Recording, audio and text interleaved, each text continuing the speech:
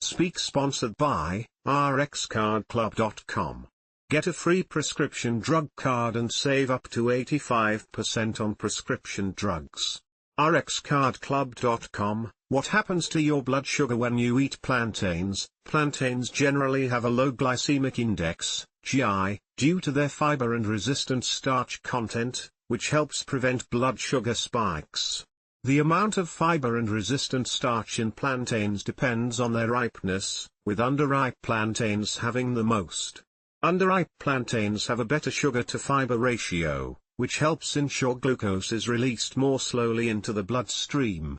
The cooking method can affect the glycemic impact of plantains, but ripeness is more important. Baking and frying can slow digestion and glucose absorption.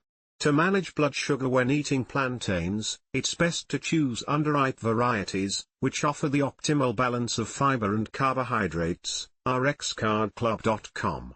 Get a free prescription drug card and save up to 80% on prescription drugs. =speak